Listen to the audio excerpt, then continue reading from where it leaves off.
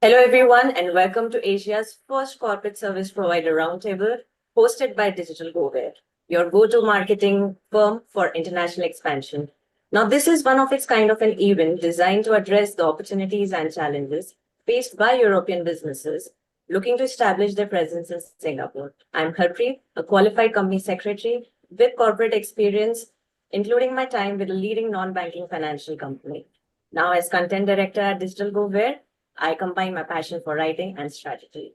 And I'm beyond excited to be moderating today's session with all you industry stalwarts out there and extend my warm welcome to all of you. Really appreciate your presence there. In this roundtable, we'll dive into the crucial insights needed for European businesses to successfully navigate Singapore's business landscape, from incorporation and compliance to scaling and talent acquisition. To begin, we have a keynote address from Bhargavi, the CEO of Digital GoWare.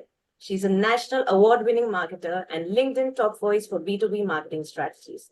She has helped numerous businesses scale internationally. She's also called as a cross-border marketing expert. Bhargavi, over to you now. Hello all, and thank you, Harpreet, for a warm welcome. With 14,000 plus European companies made Singapore as their homes, and more than half of the total trade in services between Europe and Singapore is already digitally delivering and accounted for 55% of total European trade in 2022, which was worth 43 billion euros. The European-Singapore Digital Trade Agreement will boost this trade connection and provide further opportunities for the growth. And hence, we at Digital GoWare thought to get the stalwarts of the industry to guide European businesses like yours who can thrive in 2024-25 and many more years to come in Singapore. So let's start with our panelists. And thank you so much, everyone, for your time. We start with the first, Andrew Gelbe, Managing Director at Sovereign Group, who has a deep expertise in corporate governance, trading, operations, and post-incorporation management. With 40 plus years of experience, Andrew has overseen successfully running businesses across Singapore and Southeast Asia. Thank you, Andrew, for coming for this event. Next, Welcome. we have Mr. Amitabh, Director and Country Head at Pioneer Singapore.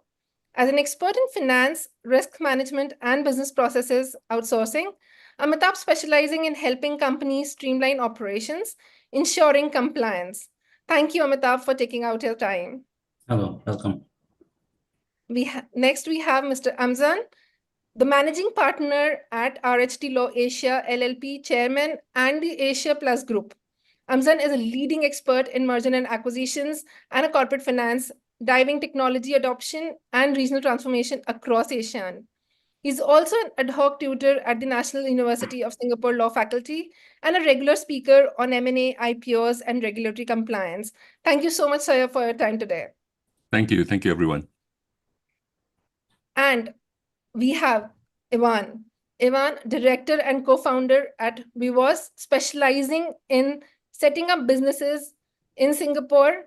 Ivan has helped 1,000 plus European entrepreneurs like yours to kickstart their journey in Singapore and scale it up across Asia. So thank you, Ivan, again for joining us today. And let's begin. Thank you. Delighted to be here. Okay, so my first question is to you, Bhargavi, extending the keynote address that you discussed about EU-Singapore Digital Trade Agreement. What do you think are the main benefits of EU's deal with Singapore in terms of digital trade? I think the EU deal with Singapore is first of its kind agreement, which will benefit both businesses and consumers at both sides, bringing our economies closer together while representing a significant step forward for the European to globally expand quickly. Three things that I would probably highlight here. One is what will happen is digitally enabled trade in goods and services will facilitate ensuring cross-border data flow. The free data flow will help in unjustifying the barriers and enhancing it, and then enhancing the trust in the trade, including strong rules on the spam, etc., will actually help in bringing and boosting both the economies and coming them closer. Thank you, Bhargavi. It's fascinating to see how this agreement is reshaping the digital landscape. My next question is to you, Evan. Let's talk about market entry. Many companies compare global hubs like Singapore, Dubai, and Hong Kong when deciding to establish a regional base.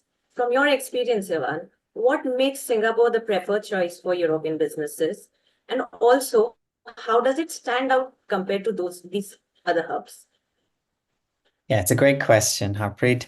The perennial question everyone's been asking for the last 15 years I've been in this region, and the answer keeps evolving, but Singapore has always been up there in the mix. Of course, what's the purpose of coming to Singapore, coming to this region? You're trying to tap into the opportunities and the fast-growing markets that exist in this part of the world. If you're looking and if you're focused on Asia, then obviously I think that Singapore has an edge over Dubai. Dubai is a great market entry, great vehicle for Gulf Cooperation Council economies, and but it has obviously some disadvantages in terms of ease of business, trust, reputation, and talent base compared to Singapore. Singapore versus Hong Kong, obviously both are very strong leading financial centers, offshore centers, trading hubs in Asia. But certainly over the years, we've seen that Hong Kong's proposition has evolved more towards a greater China focus, whereas Singapore has been more ASEAN and Asia Pacific and even Global South, international, the whole world. So Singapore has positioned itself really well.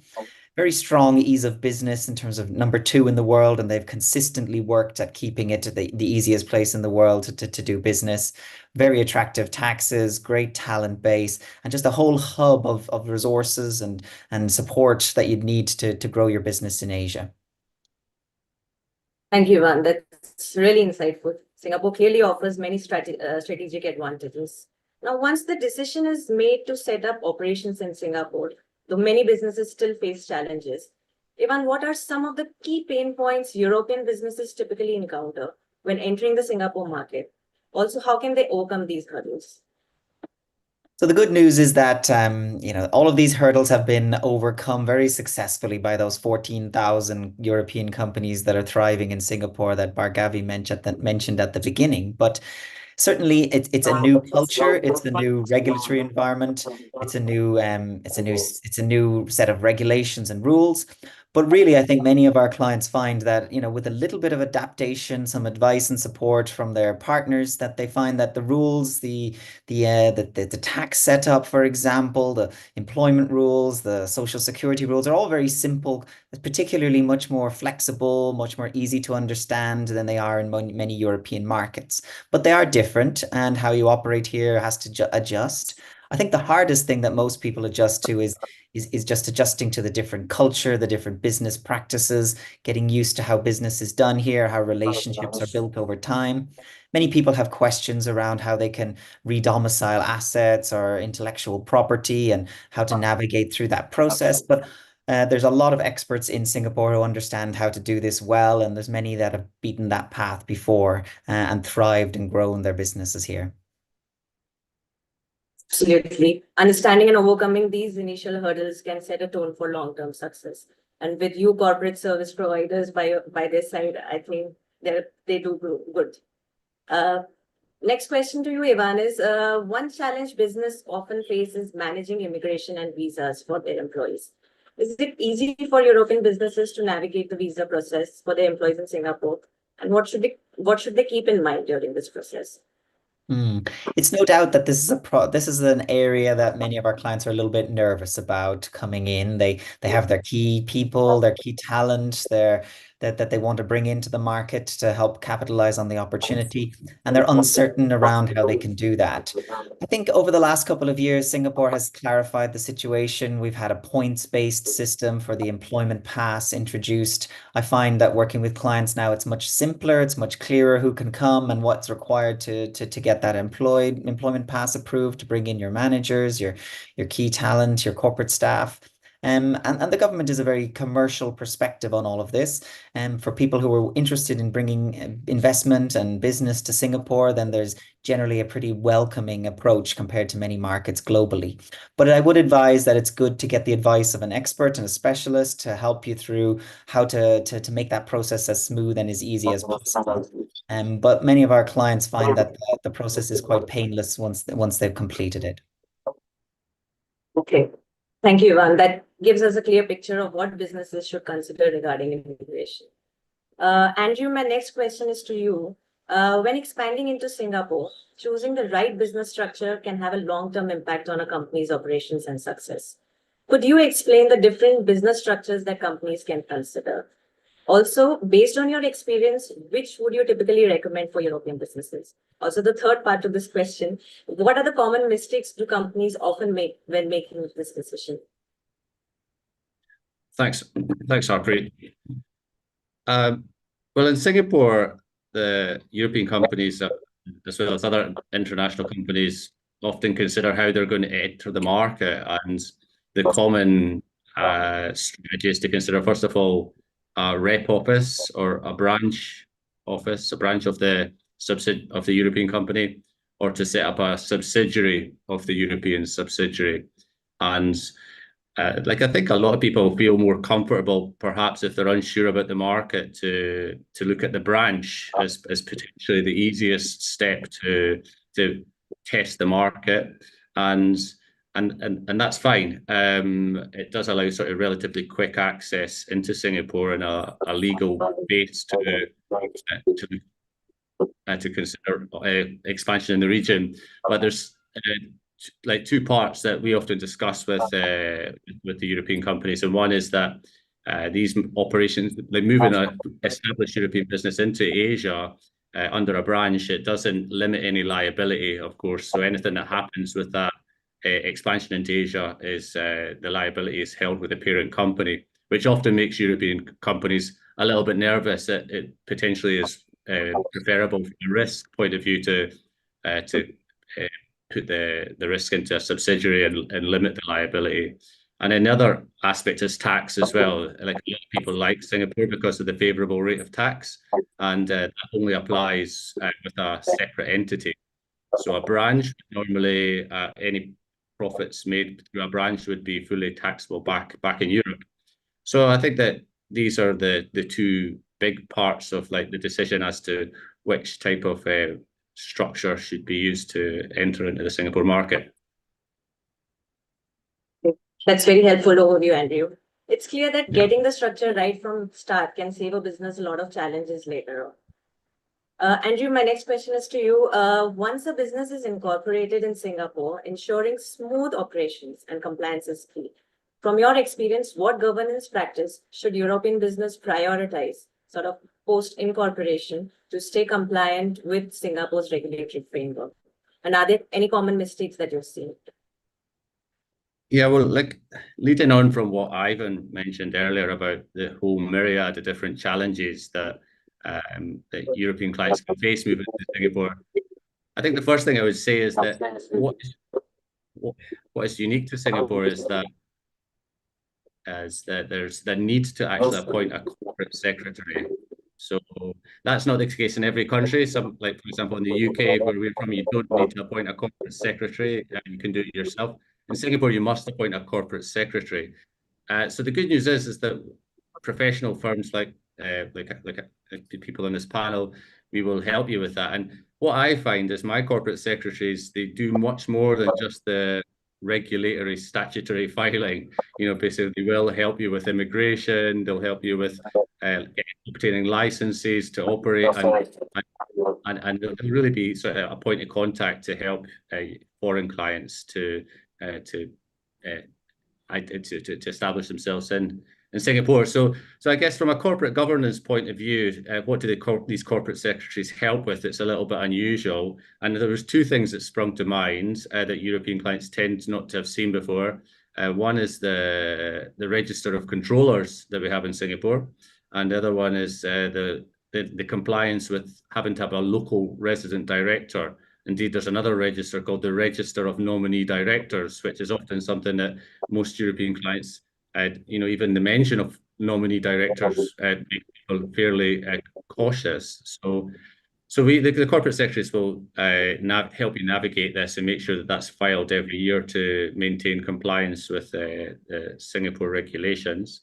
So just to expand quickly on what those are, the controller is often mistaken from director, because obviously the director's controlling the company, then you've got this register of controllers, but really it's the controllers to identify who has 25% ownership of the company and control control is defined as being able to add and replace directors rather than the management of the company.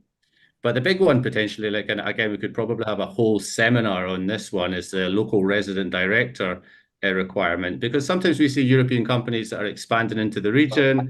They might be sending a team of people here, but they don't want nobody suitable to be a director of the company. So what do you do? Because the people that are being employed here on employment passes might be quite senior in the firm, but they're not quite suitable to be a director of the company. But yet you need a local director to be, or you can't set up a Singapore subsidiary.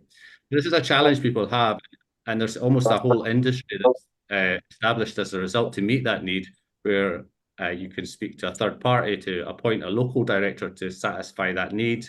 But that has been that's something that needs advice. It needs to be taken carefully, and it's been subject to more regulation recently in Singapore.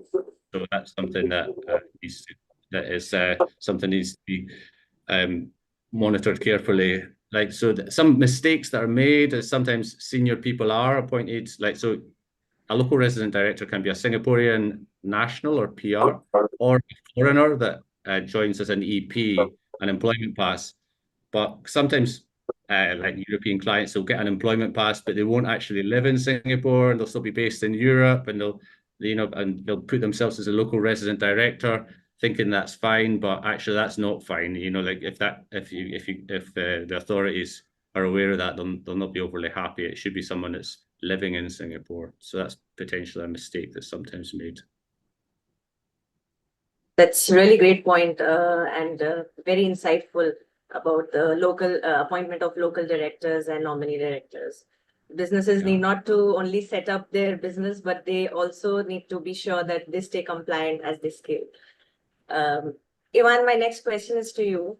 Singapore's pro-business environment supports both large companies and smaller startups. How does Singapore support smaller companies, particularly in terms of grants, incentives, or tax breaks? And how can European startups take advantage of these opportunities? I think one thing that's really positive about the Singapore ecosystem and the Singapore government embrace of trade and business is that they treat all companies that are incorporated in Singapore essentially the same. If you're incorporated in Singapore, you are a Singaporean company, and they will vouch for you, they will support you, they will weigh in to help you grow and expand in the region. They are eager for all businesses that come to Singapore to grow into the region and to expand. So they have teams on the ground in those markets, which will help you with market expansion. There are grants and programs that you can tap into to assist with that. But it's their knowledge, it's their reputation and their connections that are often the most valuable, as well as the fact that the Singapore government is there. Their officers, their talent, their scholars are there across the region, advocating for us Singapore companies if there's any issues in the region, and this can be a little bit more of a complicated place to do business. So that stands us a great stead that we have the brand and the strength of the Singapore government behind us all. And from small points to big points in terms of tax incentives for new companies, Singapore is certainly a very pro-business place. You'll find that the environment is somewhat different to many of the European countries, and that shows itself up in terms of how the government interacts with the companies, as well as the incentives and the grants and the programs. But I think the most meaningful part, the most impactful part, is the way that the government weighs in to support and help. And anyone who's trying to grow their business will find that they get ample support. That's excellent, Ivan. Leveraging these opportunities can give startups a competitive edge. Also, we can easily say that Singapore government has their backs at all times. The European businesses backs will got it. Amitabh, my next question is for you. Now, hiring skilled talent is often one of the biggest challenges any businesses entering a new market will face. Is it easy for European firms to find skilled and trained employees in Singapore? And what should they focus on when building teams here to ensure that they get the right talent? Great question, Bhargavi. See, in terms of hiring talent in Singapore, whether it is for European companies or US companies, the challenges are the same, right? So what happens, Singapore as a country, they have a robust education system. The foundation of the local talent pool in terms of tertiary education, Institute of Higher Learning, they produce industry-ready graduates here. And if you look at Singapore in terms of talent, in the global talent competitiveness index by INSEAD, they are the second most talented country in the world, and in most talented in Asia Pac, for that matter.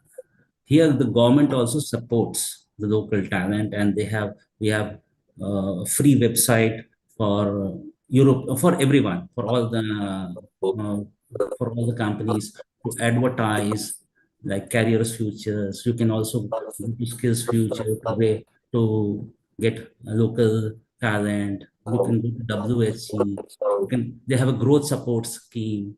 They have a tech SG, which is a jointly administered program by EDP and Enterprise Singapore, which supports businesses in growing and scaling the teams. Yeah.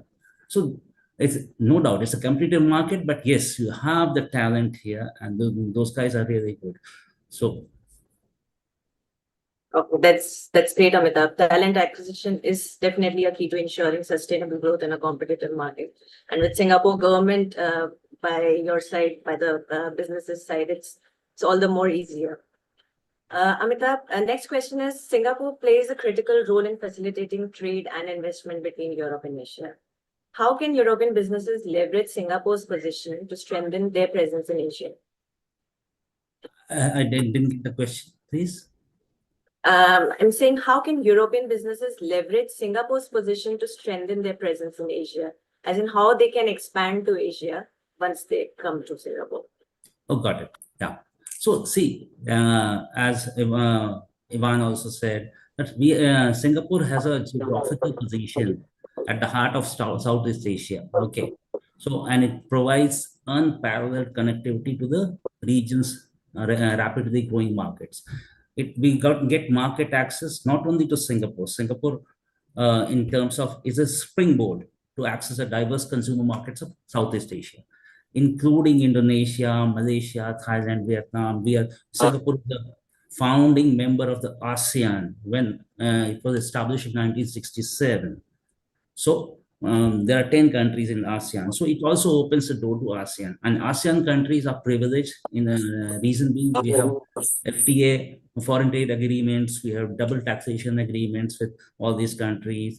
So there are 690 million people in ASEAN, if you look at that. And the GDP of 2.9 trillion, that is what we are looking at.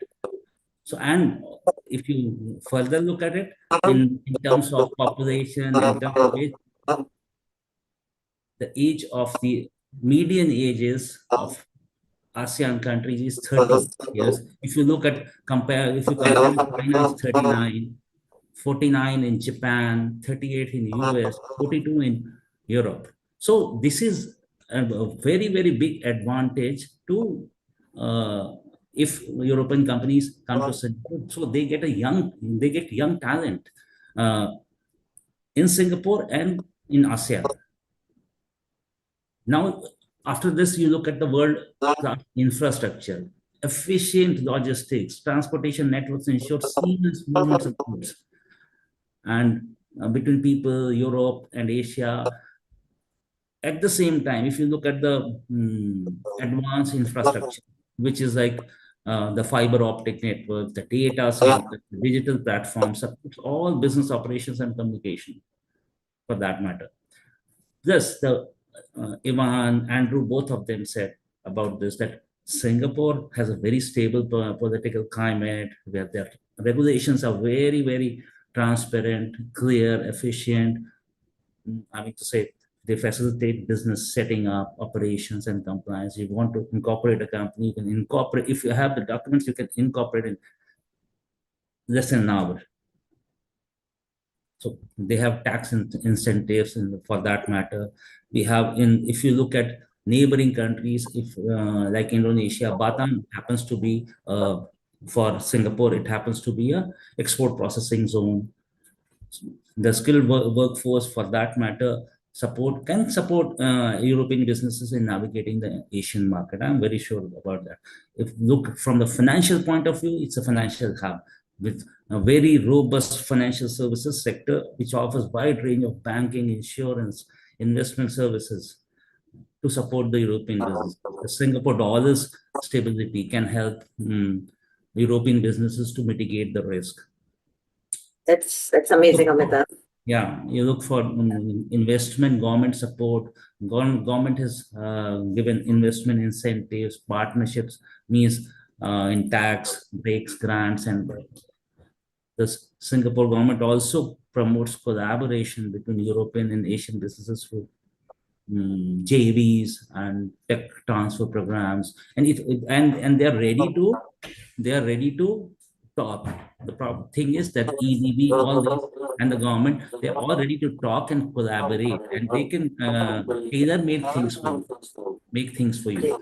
So it's all possible. And if you look at the research and R&D, Singapore is supposed to be the R&D hub for in terms of, let us say, water, e-commerce. Most of the e-commerce holding companies are here because it's easier to manage a company from here. The leadership is here, and you can have your teams elsewhere in ASEAN, and also means the core team stays here.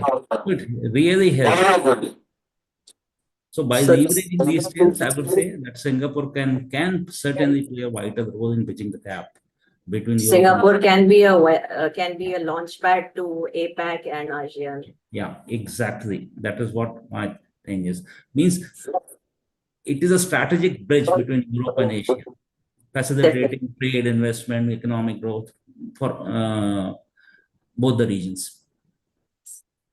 Amitabh, coming to our next question. Managing HR and payroll, especially across borders, can be complex for a business. Yeah. What key strategies should European firms adopt to navigate these challenges efficiently? See, there are no, means there is no, everything has to be tailor-made for every company. There is nothing like over the counter for that matter. Depends what the requirements are. But yes, from a strategy point of view, you should understand the Employment Act here. And the Employment Act is not only, means not enough. You also need to know the tripartite alliance, what they say, because they are a quasi law. So you have to look at the minimum wage, working hours, leave entitlements, termination procedures are very, very complex in Singapore for that matter. So then you have to look at the social security in terms of CPF, understand the CPF, the mandatory requirements to saving scheme, and the deductions for like SENDA, CDAC, and ECF and all that. So it's different for different people. For foreign worker, policies are very, very different here. Like if you're hiring a foreign worker, you have different types of passes, which category you are hiring, whether you are hiring on a employment work permit, or S pass, or employment pass, or they're on PEP, or they're on tech pass. So depends how. So you need to hire, for that matter, you need to Absolutely. hire HR consultant, or you need to have a EOR, employer HR and employer of payroll record. are Yeah. So you need to hire local experts to help you on HR practices, labor laws. Cultural nuances also are very important, because that is how you assimilate. If you don't understand the culture, it's very difficult to have a good team. definitely. Yeah, so this will ensure compliance with local regulations, and also reducing the risk of penalties and legal issues in the long term. Then you can also consider payroll outsourcing as a strategy, because in that case you don't have to manage that. So it can be more cost effective for a company which enters Singapore, for a European company which enters Singapore, than hiring and managing an in-house payroll team. So adapt HR practices to local culture in terms of communication styles, expectations. Singapore has a very unique style of means and Singaporean accent, everything. So it's very, very different. The way we call it Singlish. So you need to understand that. At the same time, you need to come in terms of performance management, tailor performance evaluation, feedback methods to local preferences. We should look at that. Offer benefits which are valued by Singaporean employees like healthcare, childcare, subsidies, flexible, I would say, work arrangements, which is very popular, means that is now popular across the world. So also look at the cultural integration because you're coming to Europe with a um, different mindset, and you come to Asia and especially Singapore, and Singapore is a very different world. So you need to Yes. understand that very, very different people who live here. You need to Thank be you. integrated with that, yeah. And also always seek professional advice instead of trying to do everything. Definitely. Yeah. Absolutely. Thank you for those insights, Amitabh. Azman, my next question is for you. Singapore is often praised for its ease of doing business, but navigating a new market always comes with new challenges. From a legal perspective, what are the key legal and regulatory hurdles that European businesses should be aware of when expanding into Singapore? Maybe I should answer that question in a rather interesting way. Perhaps there are actually quite few. In a sense that for the EU, where so much that you understand about regulation, a lot of Singapore is actually very pro-business, as Andrew, Ivan, and Amitabh has actually mentioned. So a lot of Singapore is actually, as much as a lot of people like to complain that Singapore is highly regulated, but it's extremely pro-business in the sense that the country sees itself as the springboard into the rest of Asia. And there's something important about this in the sense that this gives us an understanding about how rules and regulations will be formulated in Singapore. Singapore sees itself as a gateway into a larger ASEAN market of about 660 million people. So in that sense, a lot of how we regulate ourselves seems very much in line with trying to help foreign investors come into Singapore so that we can bring you to the rest of the region. Now, let me also point out a few things relating to some of the key legal aspects, or maybe even you might say some of the key regulatory aspects of how things can be done a little differently in Singapore. Now, in Singapore, there exists an organization called the Economic Development Board, which is in the business of attracting business into Singapore. Now, it also awards grants where at least 30% of the equity is locally held, and it provides tax breaks for innovation. Now, what it really means is that premium is placed on innovation if you meet the local equity requirements. Now, this also means that startups like what Ivan said could technically come to Singapore, work out with local joint venture partners, and then can even come under the scheme where they can avail themselves of some of these tax breaks. Now, over and above that, I think insofar as key legal and regulatory hurdles are concerned, immigration has always been a very, I wouldn't say problematic, but I suppose for a long time, it seems rather discretionary. So a lot of people have a lot of concerns over whether the managing director they're going to bring in from Texas is going to meet the requirements or not. But I think generally, if statistics would show that, some of these concerns are actually not very well founded. So expat workers generally, we're not very restrictive. I think it's quite transparent in a sense that, or at least with the introduction of some new evaluation metrics, it's intended to move towards transparency. So expat workers, whether you're seeking an employment pass or otherwise, it's relatively straightforward to come in. Even if you had come in under the old regime or the new, you should be able to, largely because it's a very qualification-based approach. If you've got the experience, you've got the qualifications, you've got the skills necessary for the job, you should be getting it. There's no real discrimination between whether you should get a local employee or a foreign employee, unless it's at a certain level, like when you have work permits and so on. Now, over and above that, sure, we do have data protection and competition law regulations, but those are, if I may say, are as robust and probably to some extent maybe less burdensome than those you might find in the EU. So we do have them, but I don't think they're really in the way, or you might regard them as hurdles. They're pretty much part and parcel of the landscape in Singapore. Thank you, Asman. That was really insightful. And it's important for companies to proactively address these challenges.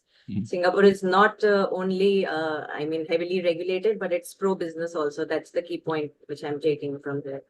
Bhargavi, my next question is for you. How can businesses use digital marketing strategies to enter the market? Insofar as digital marketing strategies are concerned, in Singapore, one of the key points that we always have to address when we deal with anything digital is the flow of data, a cross-border flow of data and personal information. There's an entire body of laws that relates to this, but a lot of it has got to do with compliance. We don't have a lot of problems with data flows and digital marketing that may come into Singapore, from anything relating to Amazon to right down to Taobao in China, and right down to anything even relating to TikTok and any people who want to market through TikTok. All these are available. There is very little that one have got to be concerned about insofar as how digital marketing can be done in Singapore. Now, but one of the critical considerations that we should have is actually how some of these actually now attract cybersecurity concerns. So there have been a lot of discussions online about how cybersecurity should be addressed. There is a body in Singapore that deals with cybersecurity, and I think unfortunately a lot of data protection and cybersecurity issues have caused some concern in the sense that it's increased the cost of doing business in Singapore because of the need to provide for such protections. So in the end, I think if you're concerned about the investment into digital technology and the like, Singapore is a very open market relating to this. However, there has been some development lately, but some people have expressed concern about this. But it's really got to do with some new laws relating to the protection of national interests when it comes to acquisitions by foreign parties. But the risk of that actually activating in any acquisition actually is very low. So there should not be any concern in relation to methods in which such things can curtail investment into Singapore. Right. I think adding on to it, when a company is entering any new market, and they localize, the challenge that they face is normally like, how will you localize the content and all of those things. So I think Singapore or ASEAN is a very different market from the Europe market. And that's what we need to also consider, that you need to, when you serve the market as such, entering the market can be easier if you do a M&A deal or things like that. So can you please highlight like how M&A can help, quickly expand into the Asian market? I think that will be what I think our audience would also be interested to know. Cool. Thank you, Bhargavi. Okay, so one thing we have to understand is that the Singapore market, as much as we are extremely open and pro-business, the markets around ASEAN are not necessarily similar. I won't say they're not as friendly. I'm just saying that the rules are different. Exactly. The data protection rules in Indonesia are different from Singapore, so there's a need to understand how we can comply. But one thing's for sure, there have been because of no foreign exchange control in Singapore, other than the need to comply with AML requirements or anti-money laundering requirements, there has been a lot of inflows of capital into Singapore from, say, for example, Indonesia, right, where companies have actually set up in Indonesia. So companies that were originally set up in Indonesia actually then come back to Singapore to set up their base so that they can reinvest back into Indonesia. The same here happens for a number of MNCs that we know about. They set up in Singapore, then the Singapore company actually then controls everything else in Indonesia, in Vietnam, and elsewhere. I think insofar as connectivity is concerned, there is very little that is not understood between having a Singapore investment holding company that's at the top, or the top co, if you like. So in a sense that it is very common for you. It is a very easy conversation to have if you say that, can we from Singapore set up in Indonesia, or can we set up in Thailand, or can we set up in Vietnam? Everybody will understand that, oh, this is actually how it's done. This is actually how we apply in Indonesia, for example, for a PMA company. And then these are the requirements. Now, of course, I wouldn't want to go into that because right now it's about Singapore, but in terms of the capitalization of, for example, an Indonesian company would be different. So you need to comply with Indonesian capitalization requirements for an Indonesian company, in which will flow through from Singapore. Yeah.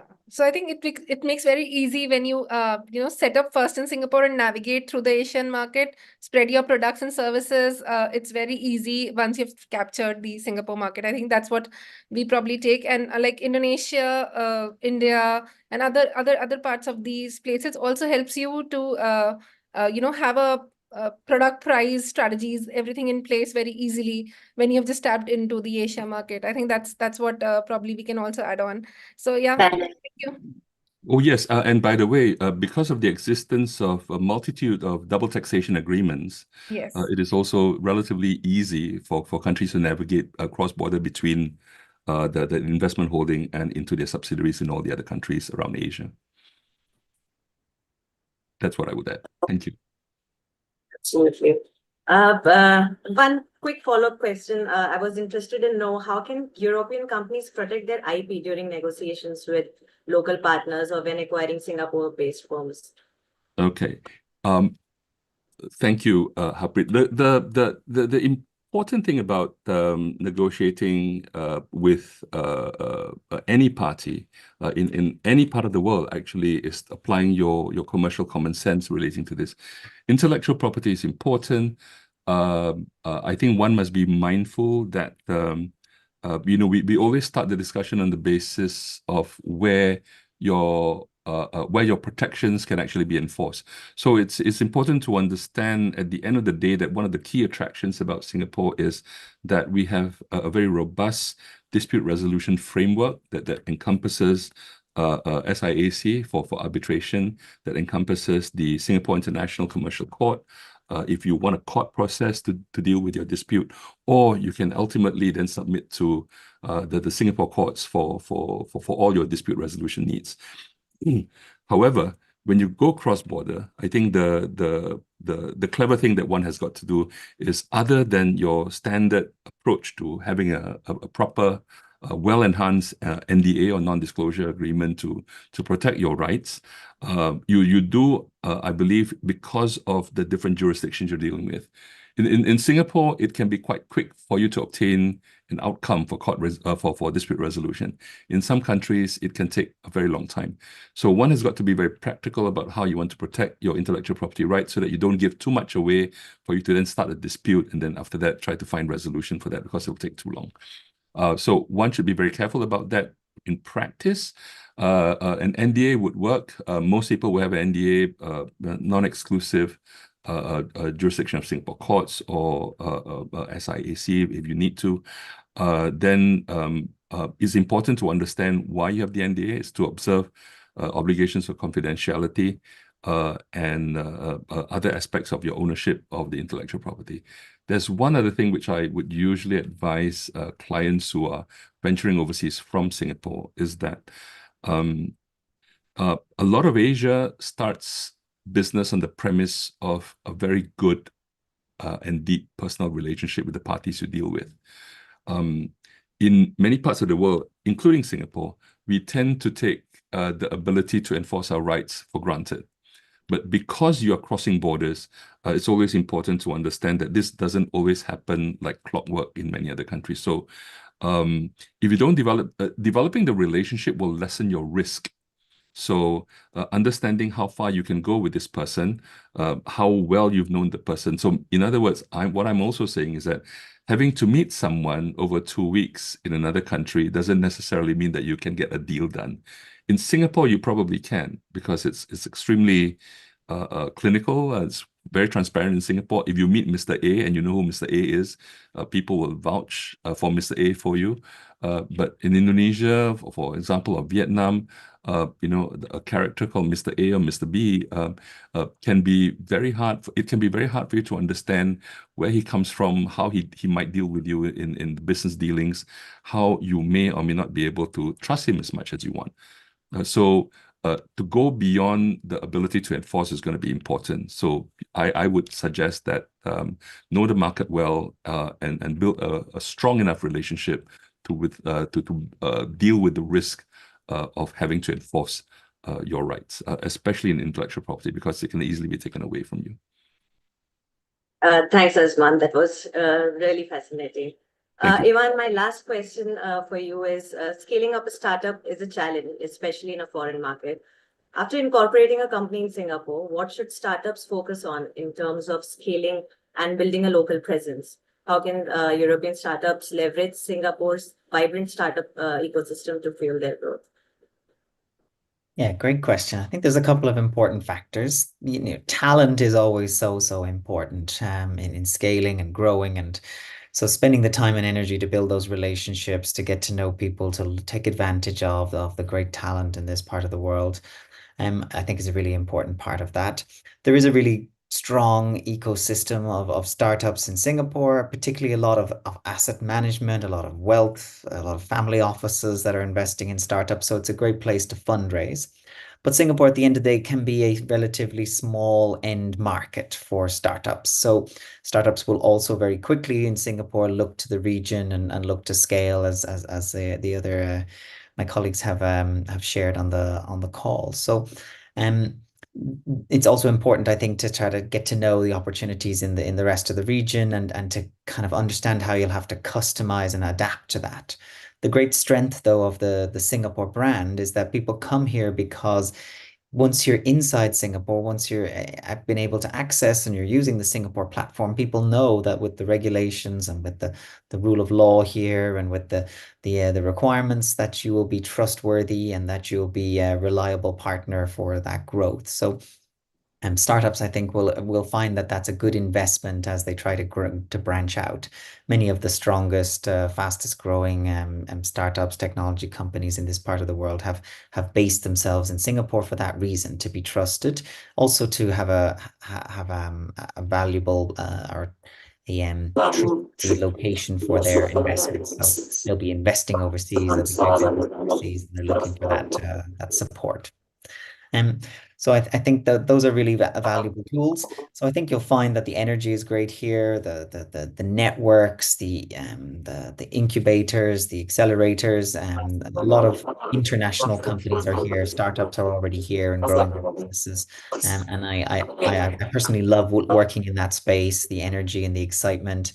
We have markets here where every idea is new. We have hundreds of millions of new consumers, new middle class customers coming in and eager for solutions. So I love that opportunity, and I love that the potential in that space, and watching how rapidly many of the companies scale here. I think I'll add on to what Ivan is saying. Andrew, probably you can throw some light on tax systems and capital gain and corporate tax. This comes from the audience. So probably just one or two liners that you can probably add to what Ivan has been talking about. Yeah, I was looking through some of the questions that have came in, and that one did spring to mind actually, which is something we talk quite a lot about. Singapore doesn't have capital gains tax, and still doesn't have capital gains tax. But at the start of this year, in compliance with sort of EU legislation, there was a tax code that was slipped in to the corporate tax system called 10L.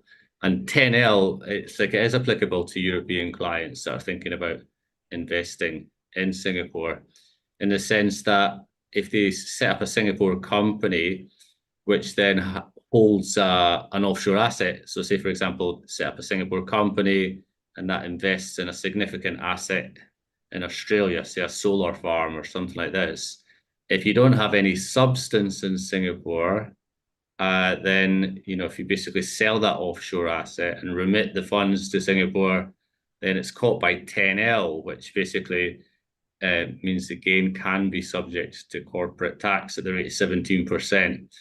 So effectively bringing in a kind of capital gains tax. So that's obviously something that needs to be planned around. Like obviously the best thing is to have substance in Singapore adequate to deal with 10L, because really that's what it's about. But sometimes substance is something that may or may not be able to do. So there's various things we can do around that, but I think that one needs to also remind itself of the corporate tax system in Singapore, which is source and remittance based. So I'm not going to go into that too much, but the system compared to some global tax systems is very straightforward. So the premise is did source was the gain attributed to activity in Singapore, and then the second part is did you remit the funds to Singapore? So with this capital gains 10L situation, one thing to look at is, can you put substance in Singapore? And then the other consideration is, will you remit the gain into Singapore as well? And these are two things that can be considered to try and plan around that. But yeah, so that's what I would add about that some planning definitely needs to be considered when making these types of investments through a Singapore holdco. Amazing. That's really insightful. And I'm amazed how we skipped 10L. Okay, Yeah. the next question comes from the audiences. How the GDPR norms compliance can be ensured while data usage or transformed to parent companies in Europe? This is open to all our panelists. Anyone who wants to answer can come in.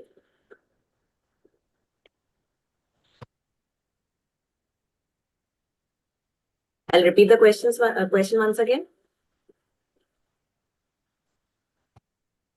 Yeah, well, look, I think I'm not a GDPR expert, but happy to basically just mention that in Singapore, you have what's called PDPA, is pretty much the same localized version of GDPR. And I think European companies that have a strong GDPR norm can pretty much localize that policy with a qualified PDPA specialist, and there shouldn't be too many variances really to GDPR. I think it's quite an easy transition to make.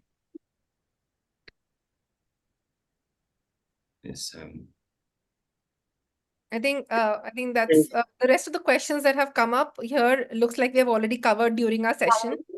And so the question was like how we can register a startup in Accra. Probably Ivan, if you want to add something that has not been added, but probably it's a very straightforward question. Well, the great news is that it's almost instant. It's fairly Our straightforward process, as process. Amitabh said, right? So compared to some places, Singapore prides itself on how quick and easy that incorporation process can be, especially if you work with as a foreign entity, and you would need to work with a service provider to help you with that. But that's not one thing you need to worry about on your journey.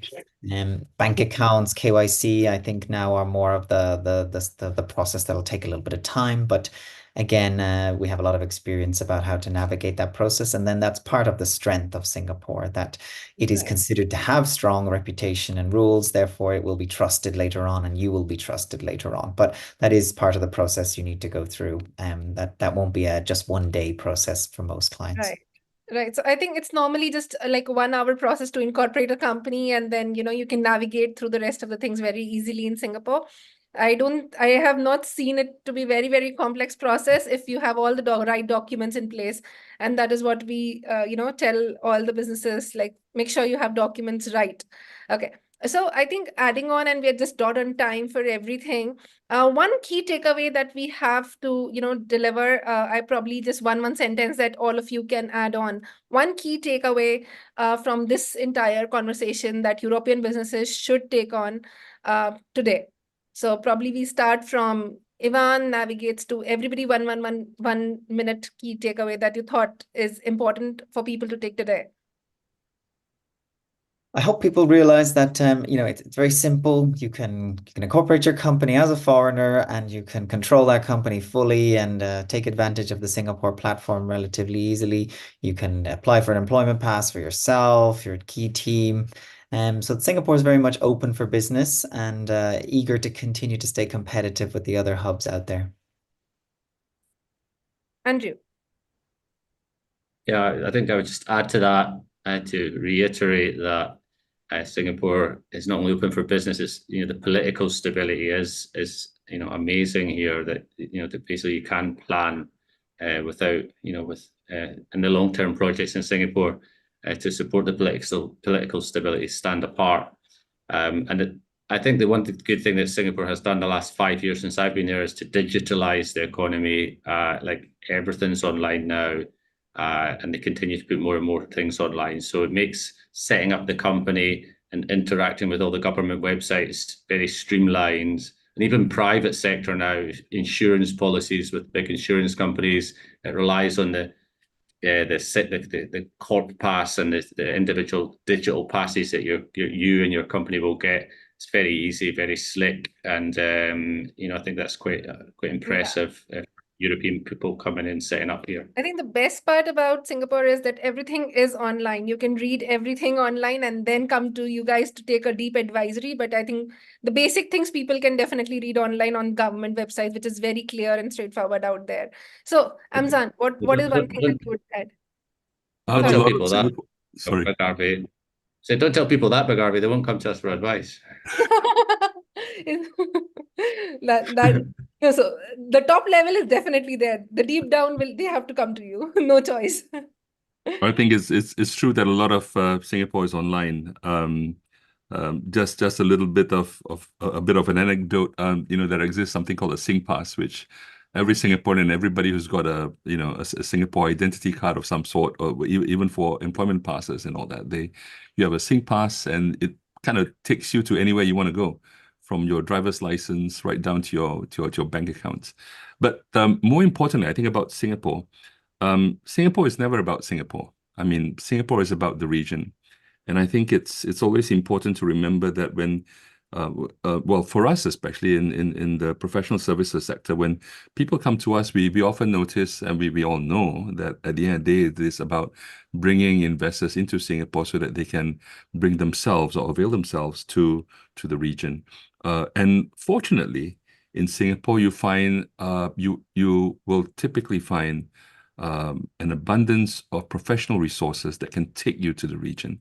And that's always going to be very, very unique about Singapore. And that's the part which I would always say that, there's an open invitation to all foreign investors to come to Singapore, because from Singapore, then we'll take you to the rest of Asia. Amitabh, would you like to add one line? Yes, certainly. So, see, Singapore being Singapore, what it is committed to digitalization. Okay, so that creates new opportunities for businesses in sectors already in fintech, e-commerce, technology, shipping, oil and gas. So everywhere, this is where you should come. The city has got an amazing infrastructure which welcomes you, and it is ready to be a friend of yours, a guide of yours, and it can help you take off to the entire of Asia and ASEAN, including ASEAN. Yeah. I think one of the questions that just came up from the live is like how and whom to approach the professional opportunities in Singapore. So I think in terms of professional opportunities, if you're looking at setting up the companies, here are the four kings sitting in the market. You can come and talk to these people, how you can set up the business. But if you're looking at the job opportunities and all of those things, probably Andrew and Ivan, you can guide these people. Well, Singapore's always looking for talent. A lot of people want to come to Singapore though. So actually I get this question almost every day. People want to get a job in Singapore. So there is a sort of a supply-demand situation. So the companies have a good pick of the people, and then they have a limitation in terms of how many expats, foreign individuals they can bring in. So you have to make a good, compelling proposition. to those companies. But the major job boards in Singapore, if you Google them, they have a long list of opportunities. Target those smaller companies that may not have so many foreign employees already. They have a more flexibility. Play your networks, obviously. So, at this point, sort of a cold application to a Singapore company with a foreigner doesn't usually lead to much success. But if you play your networks and build up a relationship and you can show what you could bring to the table, then there's ample opportunities here. You can also come and set up your own company and employ yourself and grow your business yourself and grow your practice or be as an entrepreneur here, which many people do as well. Absolutely, absolutely. So I think The only Singapore thing has, I would, sorry, yes, Harvey, I was just going to add to that. So not really much to add after what Evan said, but just that in addition to like setting up your own company or using your network and so on, there is a new type of pass, which is a sort of high level pass called One Pass. So people that don't want to, they want to be acting as a consultant with several multinationals, bringing a sort of expertise into Singapore can apply for this pass, which doesn't link them to any particular company and allows them to sort of freelance around the various multinationals here. So that's quite a new pass that's been set up as well, and it's to attract high-level talent. Oh, I think that's really nice to know about this pass, and probably we can have a next conversation on this pass. So yeah, I thank you everybody today for joining us, and I think if anybody has further questions, they can drop us at info@digitalgoware. We'll get you all these 4 experts to answer your questions, and the panel has been just to the point to give you exact answers. I hope everybody is getting their answers clear, doubts clear, and you can just write more comments, and we are here to address all the questions. So thank you, panelists. Thank you, Andrew, Amitabh, Ivan, everybody out here. Thank you, everybody, for making time and guiding the European businesses. And I'm think the larger businesses also, because while we're talking just about the European business today, most of the things are common for all the businesses across the world. So I think Singapore is very welcoming, and Singapore as a country, I have been there in Singapore. I think a lot of it's very, very open. You would not feel a shift in culture, a shocking thing. It's very easy to come and adjust in Singapore. It's home to most of us. So yeah, thank you, and looking forward to seeing you all in Singapore. Thank you. Thank you. Thank you. Thank Thank you. you everyone for your time. Welcome, everyone. Thank you so much. Thank you.